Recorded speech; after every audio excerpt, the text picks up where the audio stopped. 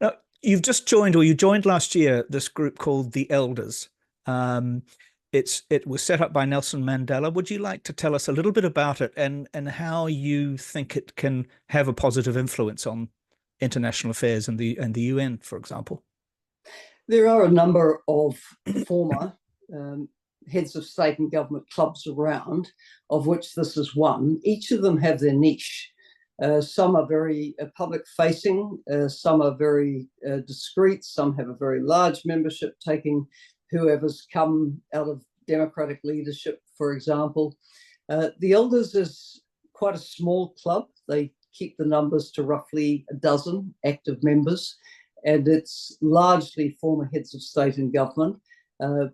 At the moment, the numbers also include Ban Ki-moon, the former UN Secretary General, also a very senior human rights lawyer from Pakistan, and a new boy on the block, just joined at the last meeting in Sao Paulo, was the Nobel Peace Prize winner from Democratic Republic of Congo, who does the reconstructive surgery for women who have been brutalized by sexual violence crimes in the ongoing civil war and conflicts that occur there. Currently chaired by Mary Robinson. All the colleagues who are former heads of state and government sitting around the table, I know from somewhere or another. It does go back to 2007 and an approach that Richard Branson, the head of Virgin, made to Nelson Mandela. Richard Branson's a very interesting man. As a student, he was protesting the Vietnam War. He was against nuclear weapons. He, very progressive in his views. And he said to Nelson Mandela, I think there's really a space for a group of very senior retired leaders who can speak truth to power and will exercise soft power through their voice. And would you lead it?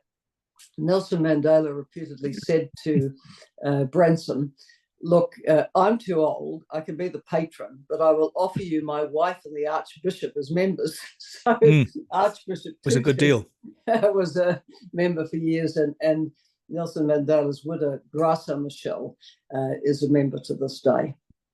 And how effective is it? You had an interesting sort of incident really during the UNGA. You became kind of the public face representing the Elders back to the Security Council about various questions around Israel, Palestine, and particularly the issue of war crimes. Can you just elaborate on that a bit? So the Elders, because of their prestige and being known for making sensible and well-researched and thought through positions known and statements, they do get asked from time to time to brief the Security Council. In fact, the week after I briefed former President Ellen Johnson Sirleaf from Liberia, who's an Elders colleague, she was in there, I think, on the Women, Peace and Security agenda. I was asked by the Elders if I would go to brief the Security Council at its quarterly meeting on the Israeli-Palestinian conflict. And I was the person who was in town, so obviously we worked on the statement.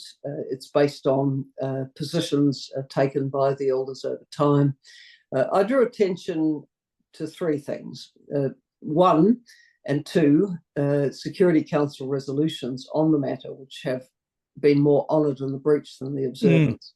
One of them, the one from December 2016, which deemed the settlements in the occupied territories to be illegal. They should go. Of course, they haven't. They've increased in number and size. And secondly, the decision of June this year, which called for an immediate, full and comprehensive ceasefire, hostage, prisoner exchange, and the start of a peace process. Clearly no action on that either, as we marked yesterday the sad anniversary of the beginning of this latest round of conflict with the Hamas attack on Israel. I also drew attention to the attacks which are coming from member states, including from the Security Council, on the international judicial institutions, the International Court of Justice in The Hague, which brought down provisional measures with respect to the conflict in Gaza, which has now delivered an advisory opinion on the illegality of Israel's occupation of the Palestinian territories, and also the International Criminal Court's prosecutors request to the court for indictments to be issued against named Hamas and Israeli leaders. Yes. These courts have come in for a lot of attack. So in essence, I said, on behalf of the elders, you must uphold your own resolutions, and as member states, you have a duty to uphold the international judicial institutions.